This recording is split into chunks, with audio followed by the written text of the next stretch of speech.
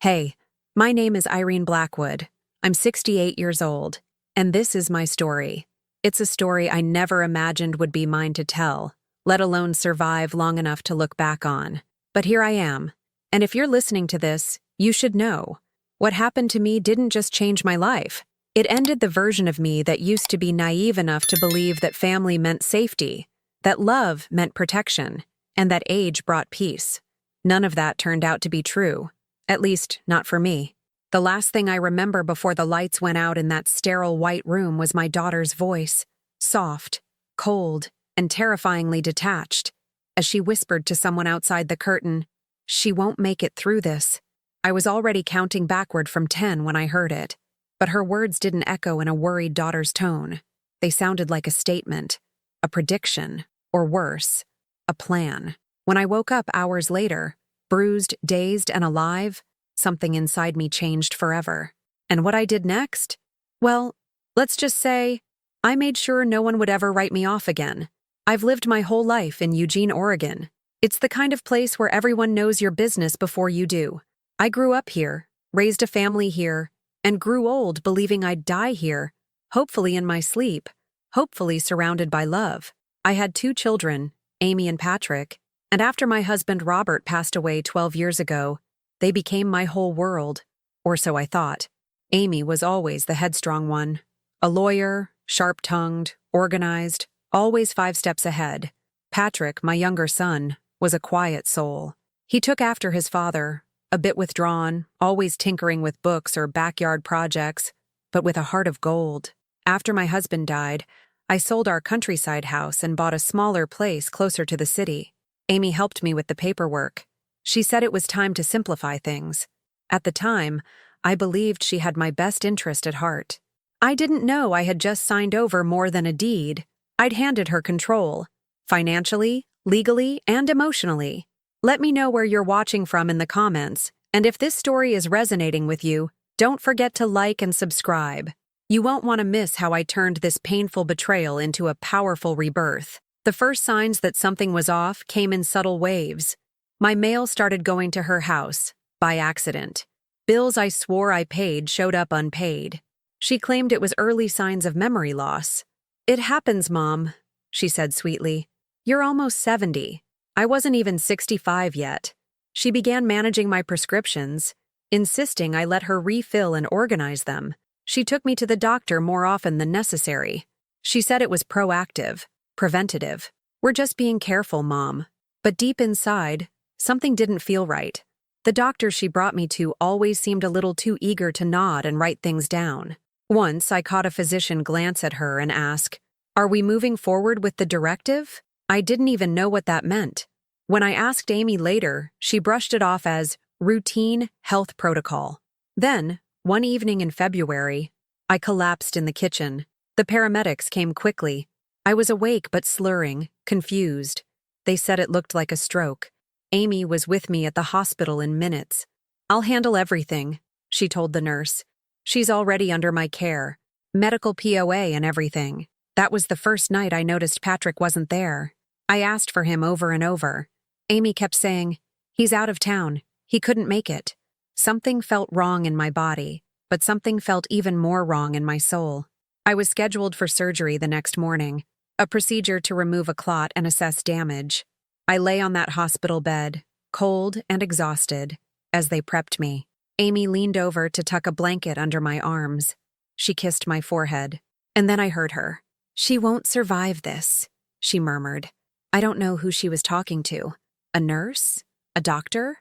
Herself? But the way she said it, it wasn't sorrow. It was certainty. I fought the anesthesia with every ounce of energy I had, but it took me, and for hours, I disappeared into darkness. When I woke up, I didn't tell anyone I had heard her. I let them think I was still disoriented, but I remembered everything, every word, every detail. And as I lay there alone, the anger inside me began to rise. My mind had been foggy for months, but in that moment, everything became clear. Amy wasn't protecting me. She was planning something permanent. Over the next few days, I quietly listened. Amy came and went, overly cheerful. She spoke to nurses about long-term care facilities.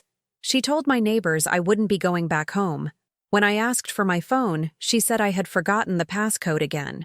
But one night, Patrick came. He looked exhausted, pale, nervous, and he came alone.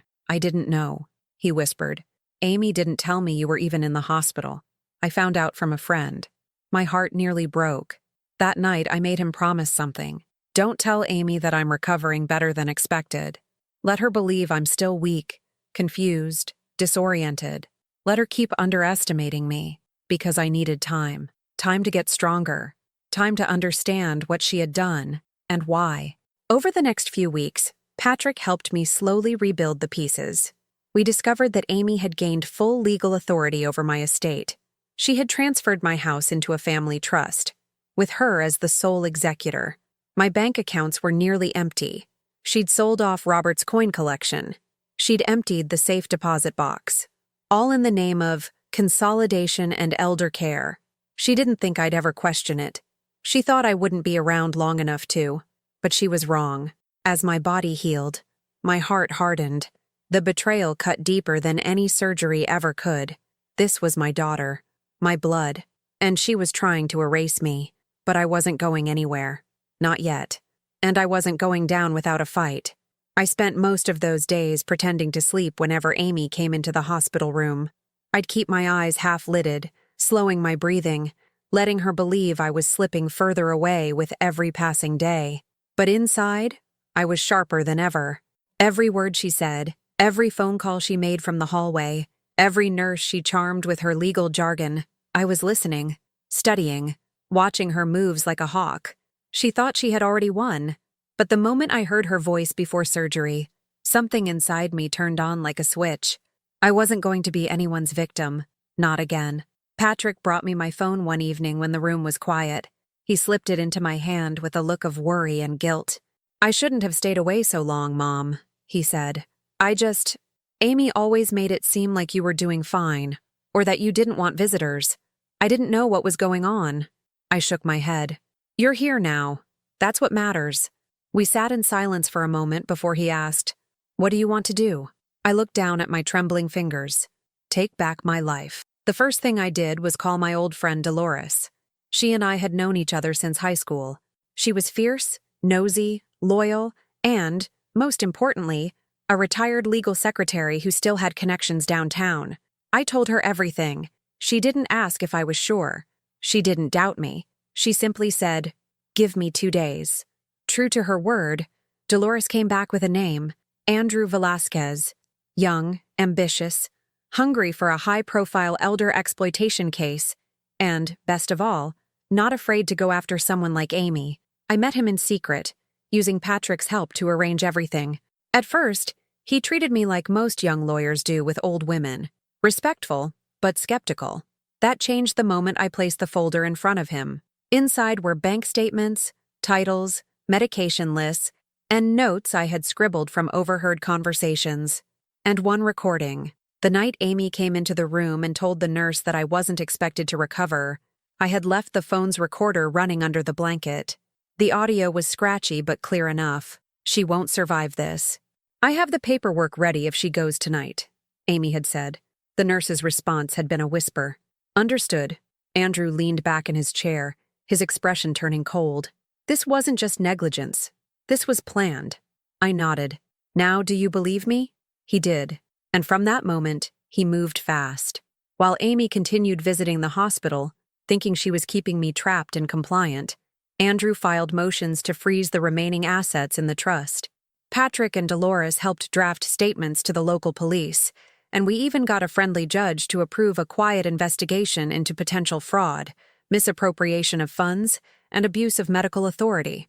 I hadn't left the hospital bed yet, but behind the scenes, I was making moves she couldn't see coming. It was almost poetic. The hardest part wasn't the legal strategy. It wasn't the paperwork or the doctors, or even the ache in my healing chest. It was the betrayal.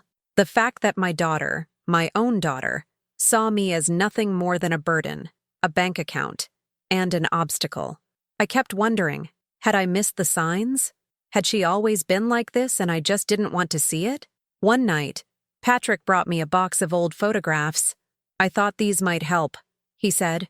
Inside were pictures from family vacations, Christmas mornings, birthdays. Amy smiling, her arms wrapped around me, a child's love shining in her eyes. When had that light disappeared? I stared at one picture for a long time. It was from her college graduation. I remembered the pride I felt, the tears in my eyes as she crossed the stage. Do you think she ever really loved me? I asked, voice low. Patrick didn't answer right away. He sat beside me, silent, then finally said, I think she loves control more. That hit harder than I expected, but it felt true. As the weeks passed, I began physical therapy. My body was slow, aching, but it responded. The nurses said I was progressing faster than they anticipated. It's like you're chasing something, one of them joked. I wasn't chasing anything. I was hunting. Amy started to get suspicious. She noticed I was more alert, that I was asking specific questions. She brought in another doctor for a second evaluation. She claimed I was showing signs of dementia. I played along, letting her think she was still 2 steps ahead. But behind the curtain, Andrew had already filed for a temporary protection order against her acting on my behalf. It was approved quietly. She had no idea. The moment she tried to sign papers transferring my house to a third-party buyer, someone she claimed was a friend of the family, the order kicked in, the transaction was blocked, and the alarm bells started ringing. Amy confronted me the next day. She walked in with a forced smile, sat beside my bed and said, You know, Mom, I've been thinking a lot about long-term care options. Maybe Florida, or an assisted facility in California. Sunlight would be good for you. I looked at her, steady and calm. I'm staying in Eugene. Her smile froze. We'll talk about it later. You're not in any condition to make those decisions right now. Yes, I am. The silence that followed was heavy. Amy's eyes narrowed just slightly, her mask slipping for a brief moment. Is there something you're not telling me? She asked. I tilted my head. Is there something you're not telling me, sweetheart? She left quickly after that. 2 days later, she didn't show up for her usual visit. Instead, Andrew came to see me with a printed report in his hand. The investigation's expanding, he said. We've traced over $80,000 in unauthorized transfers over the last year. She's been liquidating everything slowly. Life insurance policies, stock accounts, even a savings account in Patrick's name. Patrick clenched his jaw when he heard that. She used my name? Yes, Andrew said. But don't worry. She left a trail. Arrogance always does. By then I was walking with a cane, slow but steady. I was eating solid food again, reading, writing, remembering everything. And I was ready. Amy returned on a Tuesday morning, breezing into the room with fresh flowers and fake concern. How's my girl? She chirped, too brightly. I sat up straighter. I'd like to go home today. She blinked. What? You heard me. I've been discharged. Papers were signed this morning. By who? You can't just... I can. And I did. She laughed, but it was thin, nervous. Mom, you're not thinking clearly. This isn't like deciding what dress to wear. You're not safe alone. I won't be alone. Dolores stepped into the room. So did Patrick. So did Andrew. Amy's smile vanished. Surprise, I said softly. Amy's mouth opened to protest, but Andrew handed her a folder. You've been served. Effective immediately, you're restricted from accessing any accounts, properties, or legal decisions related to Mrs. Blackwood. You are also under investigation for elder abuse and financial fraud. For the first time in months, I saw fear in her eyes. I felt nothing, not sadness, not anger, not even triumph, just clarity. She looked at me like she didn't recognize me. Maybe she didn't. Maybe she only saw what she wanted to see, a weak, aging woman she could manipulate. But I had woken up, and I had changed everything. The first night back home was harder than I imagined. The silence in my little house pressed in from all sides. I sat on the edge of my bed for a long time, listening to the faint creak of the wooden floor, the hum of the old refrigerator down the hall, the wind tapping at the glass in the window. It was the same house I had shared with Robert for over 30 years, but everything about it now felt different. Maybe because the woman returning wasn't the same one who had left it. I had gone into that hospital a mother unsure of herself, leaning on others, afraid to look too closely at what was happening to her. I came back with fire in my chest and something to finish. Patrick insisted on staying with me those first few days.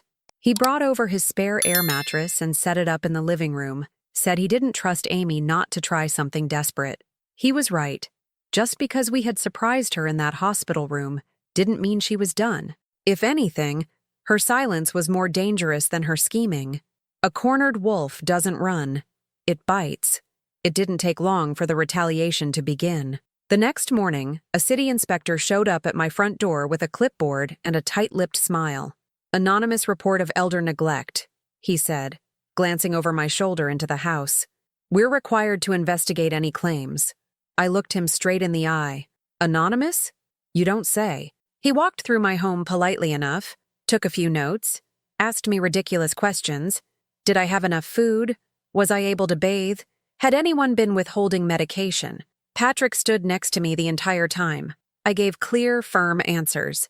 The inspector left 20 minutes later with nothing to report, but I could tell from the way he avoided meeting my eyes that he knew what this was. A tactic. A warning. Amy was still playing, but so was I.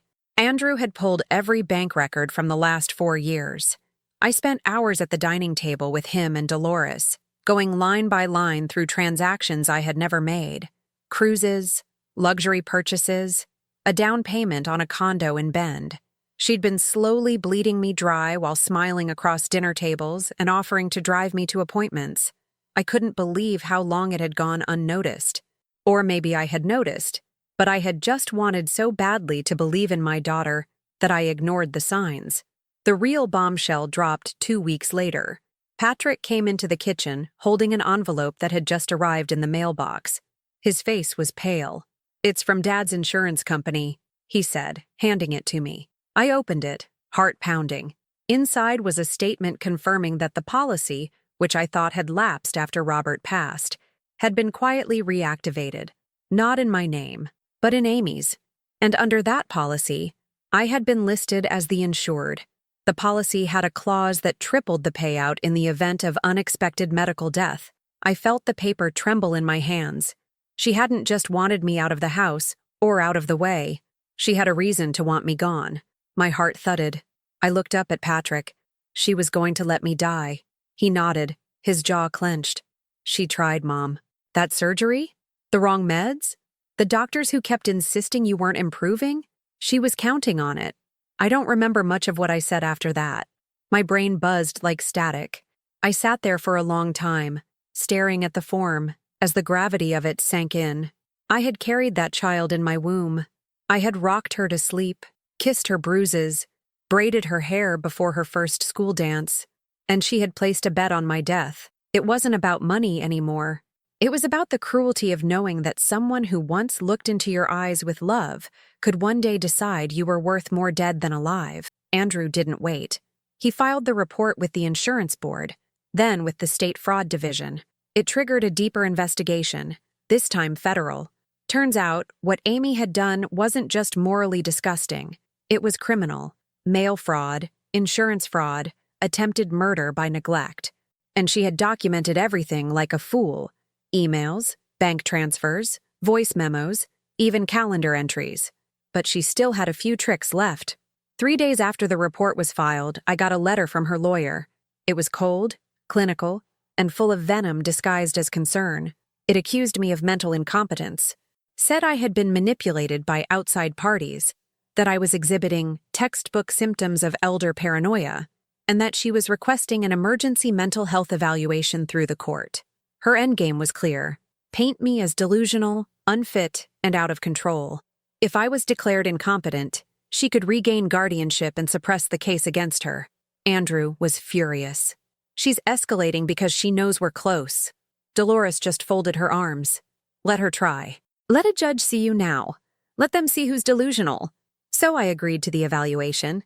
I dressed in my best cardigan, fixed my hair, and walked into that room with a spine of steel. The court-appointed psychologist tried to dance around delicate questions, clearly expecting a confused elderly woman with a vendetta. What he got was a woman who could recite dates, times, transactions, and witness statements. I quoted from medical files and pointed out inconsistencies in timelines. I even corrected him on legal definitions, thanks to Dolores prepping me the night before. At the end of it, he leaned back in his chair and said, "You don't need help, Mrs. Blackwood. You need justice." It was the first time in months that I smiled without pain, but the best moment came a week later. Amy was served again, this time in public, in the middle of a downtown cafe where she had been holding court with one of her socialite groups. The news spread fast. The accusations, the investigation, the betrayal of a mother. It made the local press. And while I wasn't proud of the scandal, I didn't hide either.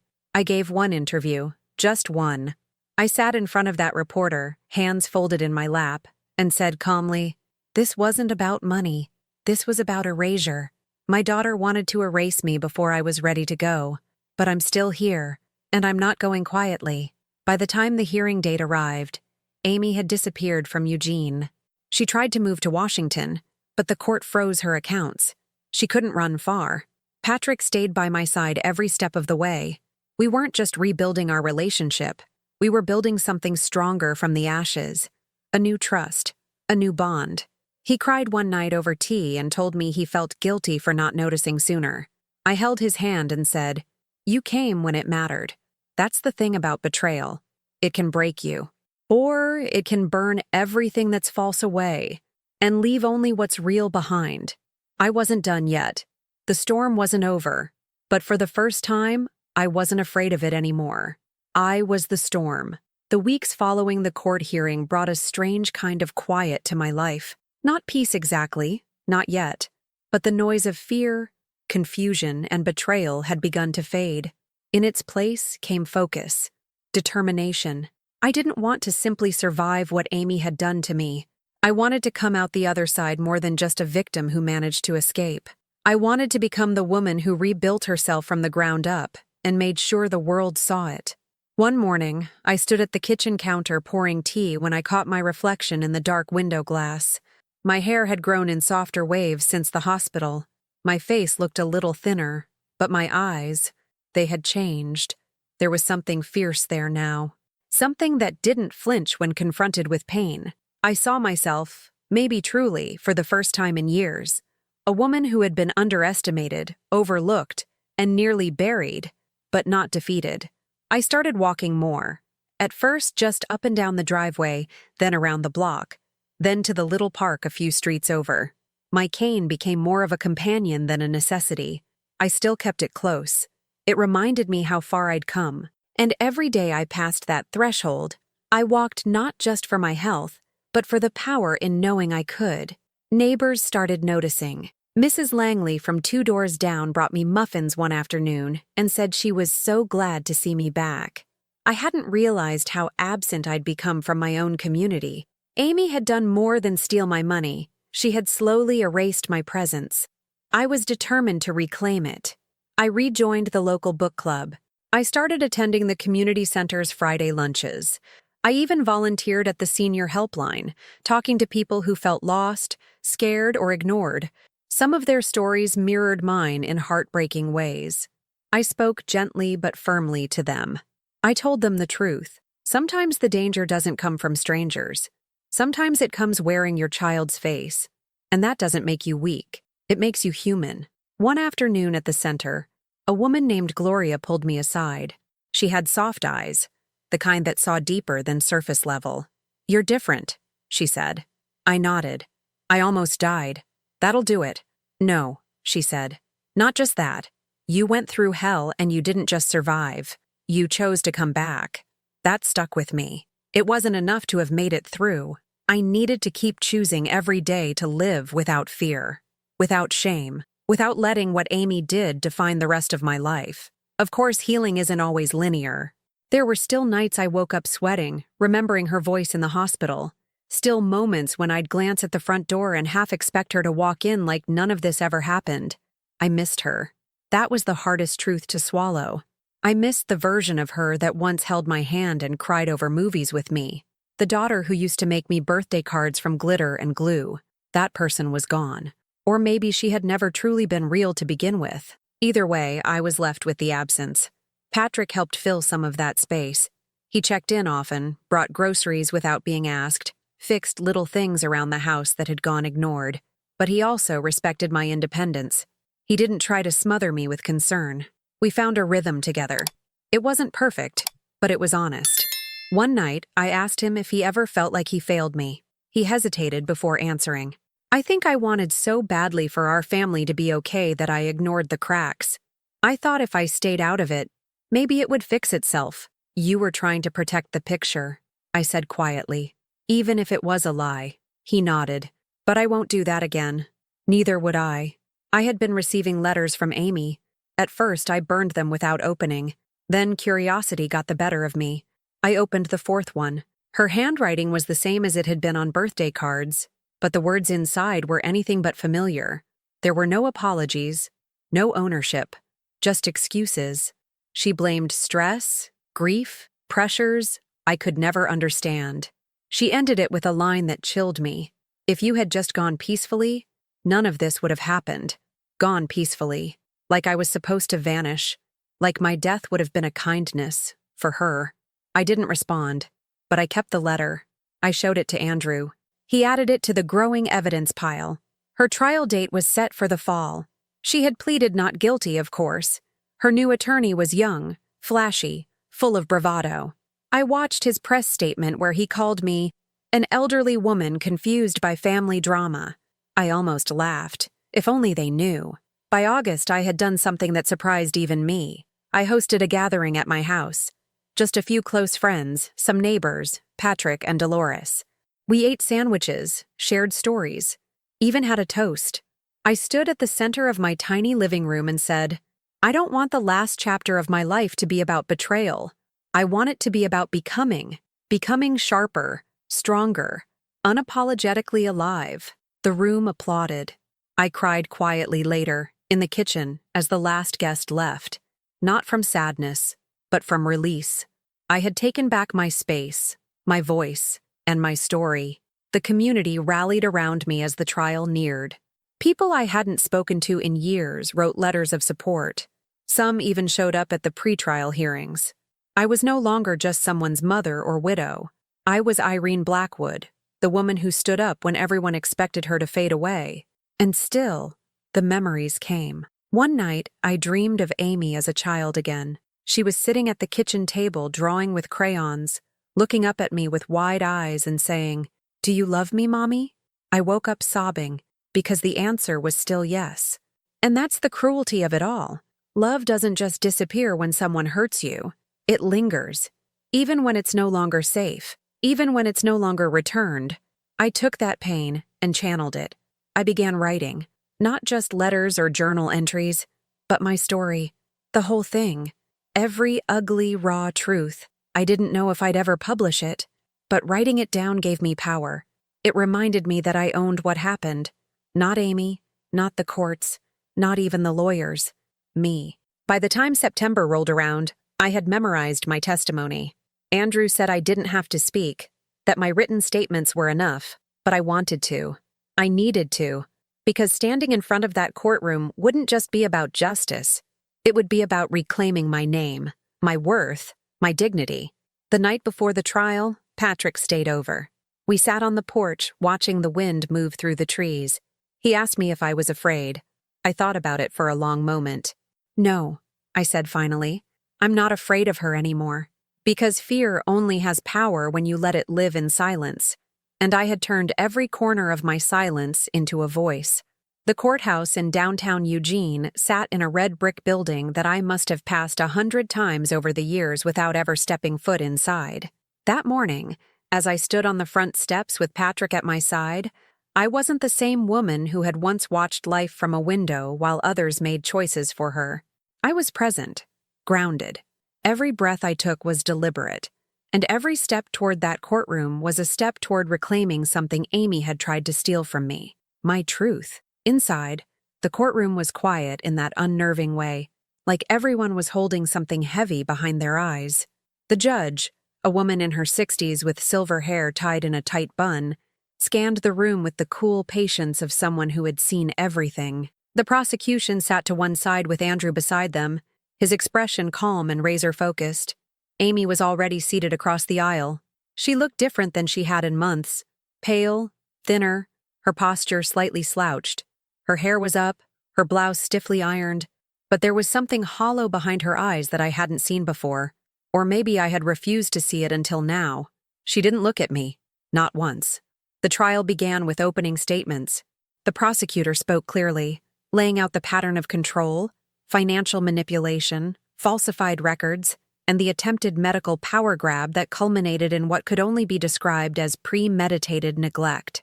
Then her attorney rose, all confidence and smirk. He painted me as a confused widow, easily swayed by well-meaning friends, convinced that my daughter, my poor, overworked daughter, was trying to harm me simply because she made difficult decisions. I wanted to stand and scream, but I didn't. I waited. The first witnesses were nurses and hospital staff. One by one, they took the stand and described Amy's behavior during my hospitalization, her insistence on controlling all medical information, her attempts to alter medication schedules, the way she discouraged visitors. The nurse who had overheard Amy's chilling statement before surgery was called to testify. When she repeated Amy's words, "She won't survive this," the room seemed to hold its breath. Amy's lawyer objected. The judge overruled. The nurse continued, voice steady. It wasn't a comment of concern.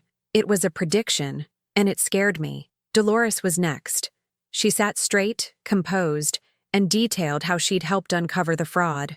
She described the property transfers, the frozen bank accounts, and the forged signatures that she had flagged.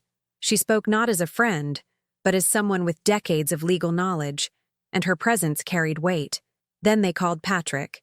He looked nervous at first, but he found his footing quickly. He told the court how Amy had kept him at arm's length, how she'd withheld information about my condition, how she had portrayed me as someone too far gone to care for herself. When he described finding out about the insurance policy in her name, his voice cracked. She wasn't trying to help our mother, he said. She was planning for what would happen after she was gone. Finally, it was my turn. I stood slowly, using my cane not out of necessity but symbolism. I wanted them to see every inch of who I was. I swore myself in, walked to the witness chair, and looked out at the people who would decide my daughter's fate. And then I spoke. I told them about the day Robert died, about how Amy had promised to take care of me, how I had believed her because that's what mothers do. We believe. We trust. I told them how that trust became a leash, how she isolated me, erased me, decided that my life wasn't mine anymore. I spoke of the moment in the hospital, those words that had haunted me for months. I described the shift that happened inside me, how I realized that silence was no longer survival, that being quiet, being compliant, would get me killed. At one point, I looked directly at Amy. She was staring down at her hands. I said, "You were my child. I would have given you anything, but you didn't ask. You took. And you didn't care if I was alive to see it." When I finished, the room was completely still. The judge nodded once. I returned to my seat. Over the next day and a half, Amy's defense team tried to spin everything. They claimed I had consented to every transfer, that I had forgotten doing so, that I was confused, manipulated by others. But they had no explanation for the forged signatures, no rebuttal to the audio recording, no justification for the insurance policy. When pressed, Amy simply said, "I thought it was what she wanted." It was the closest she ever came to admitting anything. Closing arguments were tense. The prosecution reinforced the pattern, the paper trail, the intent. They reminded the court that this wasn't a misunderstanding. It was a deliberate, calculated betrayal. The defense countered with sentiment, pleas for leniency, talks of family tensions, and the stress of caregiving. I sat stone-faced. The jury deliberated for 6 hours. When they returned, I gripped Patrick's hand tightly. My heart was pounding, but my face didn't show it. I had prepared for this moment for months. On the charges of financial fraud, identity theft, and attempted exploitation of a vulnerable adult, the foreperson said, "We find the defendant guilty." I closed my eyes. Amy didn't cry. She didn't shout. She just stared forward, her expression unreadable. Her lawyer touched her arm, but she didn't move. The judge revoked her bail on the spot, citing risk of flight. She was taken into custody as the room emptied. Outside the courthouse, the sky had turned a soft gray. clouds hanging low over the city like a breath waiting to be released. I stood on the sidewalk, feeling everything and nothing at once. It was over. Not the pain, not the healing. That would take more time. But the fight? The part where I had to prove I was worthy of being heard? That was done. Reporters swarmed, but I gave no comments. Dolores drove me home. We didn't speak much, just held hands briefly in the car, two women who had survived their own private wars. That night, I stood at the kitchen sink washing a single teacup, and I looked out the window at the wind moving the trees. It was the same view I had looked at for decades, but now, it didn't feel like the end of anything. It felt like the beginning of whatever I chose next. I had faced the worst kind of betrayal, not from a stranger, but from someone I had loved more than life itself. I had stood up, spoken out, and reclaimed every inch of the identity Amy had tried to rewrite for me. And I wasn't finished yet, because vengeance wasn't just about justice in courtrooms or freezing bank accounts. It was about standing tall in the places where you were meant to disappear. It was about walking through your front door not as a ghost, but as a woman who said, "You didn't break me. You made me louder." I turned off the lights, made my way to bed, and for the first time in a very long time, slept without fear. The days that followed the verdict moved slowly, like heavy clouds drifting across the sky without wind. I wasn't sure what I expected to feel once justice had been served. Relief, perhaps. Closure. Maybe even a sense of triumph. But the truth was quieter than that. It wasn't a grand emotional release, it was a stillness. An ache that came not from defeat, but from surviving. I woke up the morning after the sentencing with sunlight streaming across my face and no hospital machines beeping beside me, no attorneys pacing in the hallway, no Amy at the edge of my bed holding my fate like a fragile piece of glass between her fingers. There was only me, my heartbeat, and the silence of a house that finally belonged to me again, not just legally, but spiritually. It had taken months for the full legal unraveling of Amy's grip over my life to be finalized. The court had ordered a full restitution plan. She would be held financially responsible for the damages, including the fraudulent transfers, the unauthorized loans, and even the emotional distress filed as part of the civil suit. Her assets were frozen and redistributed to cover the debts she left behind. Some accounts were beyond recovery, but enough was returned to me to restore my financial independence. But there were losses no amount of restitution could repair. Memories corrupted. Photographs I could no longer look at without wondering when the lies had started. I went through old family albums and removed pictures one by one, not to erase Amy's presence from my life, but to create space. Space to breathe without bitterness. I kept a few photos in a drawer, ones that reminded me of who she was before the hunger took over, or maybe who I thought she was. I wasn't sure anymore. The line between memory and myth blurs when betrayal cuts that deep. Patrick offered to help me redecorate the house. "Something fresh," he said. "Something new to look at when you wake up every day." So we painted the walls a soft sage green, pulled out the old curtains, and put up lighter ones that let the sunlight spill in. We even moved the furniture around so that nothing remained in the exact place Amy had once stood with her plans and her paperwork, and her smile made of knives. The home didn't just look different, it felt different. One afternoon, Patrick found a small wooden box in the attic. It had been Robert's. Inside were letters, real paper letters, he'd written but never given me. Some were about the kids. Some were about his fears after the diagnosis. One was a goodbye. I sat on the porch swing that evening with those letters in my lap, the sky glowing orange behind the trees, and I read his words out loud to the wind. He wrote about how much he trusted Amy, how proud he was of her, how he knew she would take care of me when he was gone. I folded that letter gently and placed it back in the box. I didn't cry, because the truth was, he wasn't wrong to believe in her. We both were. And that trust, that love, it wasn't our failure. It was hers. The community rallied around me in ways I never expected. The book club gave me a standing ovation at our next meeting. The local newspaper ran a short piece about elder abuse and resilience, using my case as an example of what it meant to fight back. And people, strangers even, began writing me letters. Dozens of them. Women from all over Oregon, some from other states telling me their stories. Their daughters, their sons, their sisters, their caretakers. Each letter whispered the same thing between its lines. Thank you for speaking when I couldn't. One day, I received a letter from the state correctional facility. Amy. I let it sit on the counter for a week. I walked past it every day, glancing at the envelope, wondering what waited inside. Apology? Justification? More manipulation? Eventually, I opened it. The letter was short, carefully worded. No admission of guilt, but a softer tone. She asked how I was. She said prison was humbling. She mentioned Patrick and asked if he hated her. She ended it with, I know I can't undo what I've done. I just hope someday you'll believe that I didn't start this to hurt you. I didn't reply. Because forgiveness isn't something I could offer just because it was asked. It's something that has to grow, slowly, like ivy climbing a wall. And even if it blooms one day, it won't erase the cracks underneath. Some damages become part of the structure itself. But I didn't feel hatred anymore. Not exactly. What I felt was the weight of a story I now carried. A story that had shaped me into something unshakable. I started journaling every night.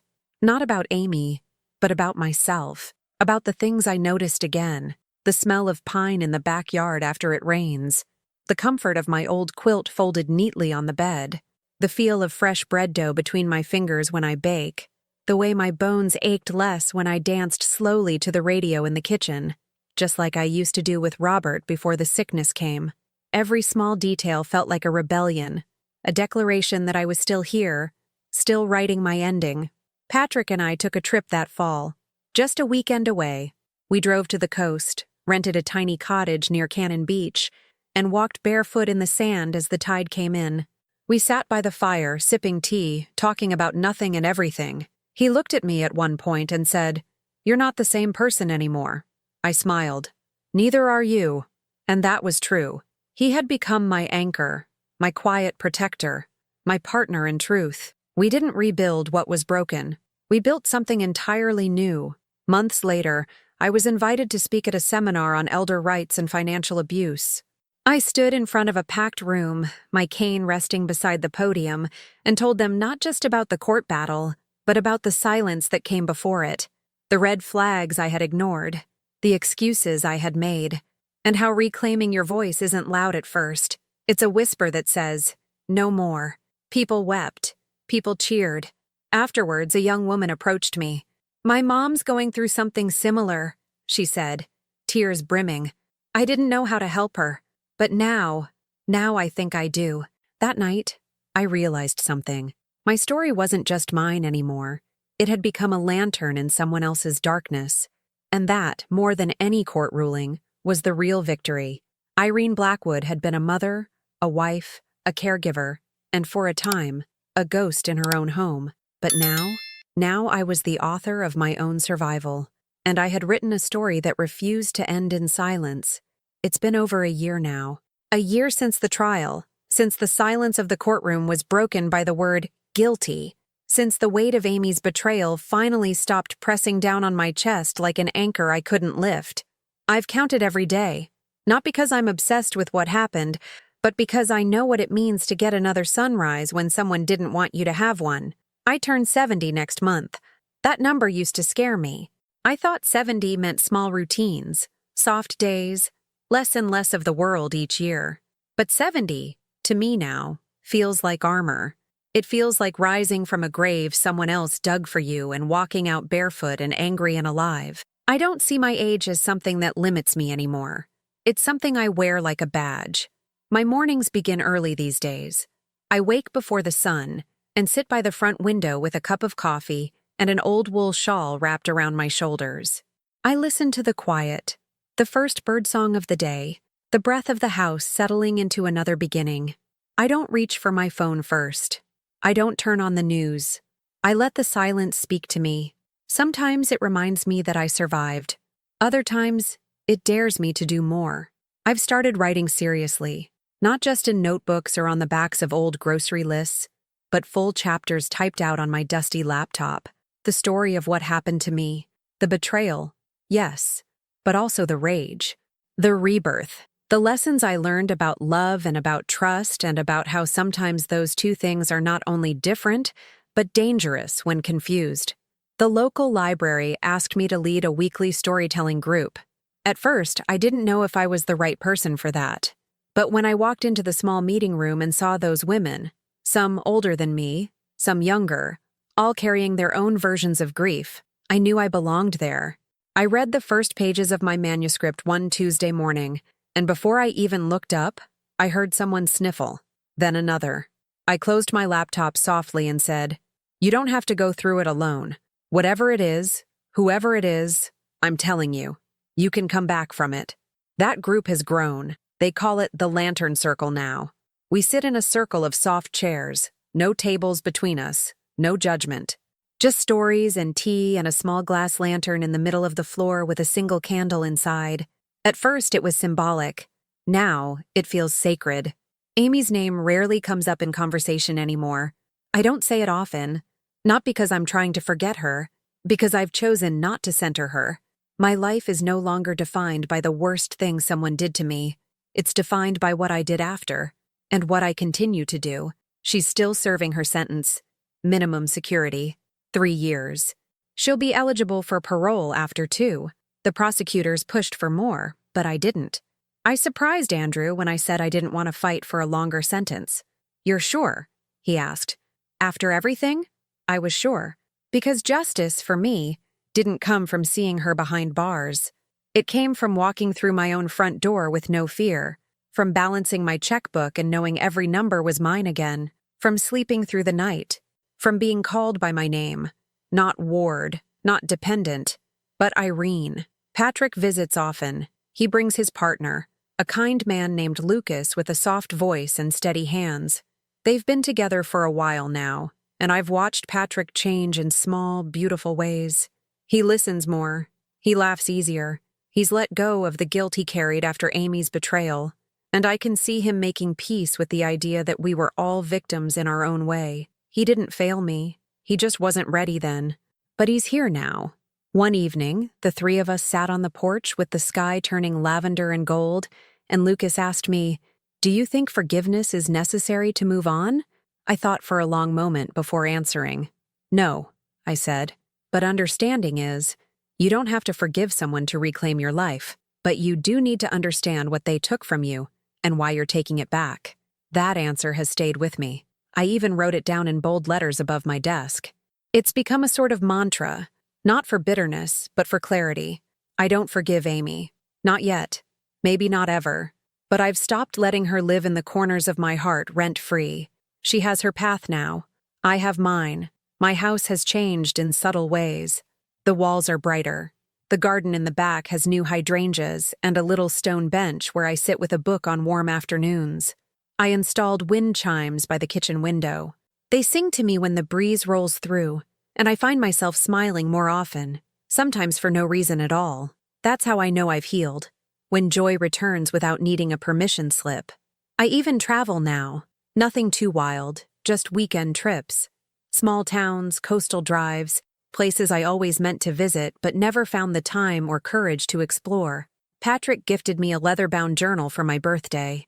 The front reads, "Still becoming." That phrase means everything to me. Because I'm not done. Irene Blackwood is still becoming, still changing, still choosing herself every day. The story people tell about me now isn't about the woman who was almost erased. It's about the woman who rose, who burned the scripts written by others, who reclaimed her name, her home, and her dignity without ever needing to raise her voice. Sometimes vengeance looks like courtrooms and lawyers, and truth brought into the light. But other times, it looks like a quiet morning in your favorite chair, tea steaming gently in your hand, knowing no one else gets to narrate your life anymore. People ask me if I'd go back and change anything if I could. I tell them no, not because I wanted this pain, but because this pain brought me back to myself. Amy once said I wouldn't survive the surgery, that I wouldn't make it through. She said it with such finality, like I had already vanished. But I did wake up. And waking up wasn't just about surviving that night. It was about deciding what kind of woman I'd be the next morning, and the morning after that, and every single morning since. I survived, and I changed everything. My name is Irene Blackwood, And I'm still here, still becoming, still writing my story, one page at a time. Have you ever trusted someone so deeply, only to realize they were quietly erasing you from your own life? Share your experience in the comments. If this story moved you, please like and subscribe for more powerful journeys of resilience and rediscovery. Send this video to someone who needs to hear that even after betrayal, there is still life, still strength, still hope. Remember, sometimes the ones who try to bury us forget we're seeds. Thank you for listening to my story. You are never too old, too broken, or too late to rise again.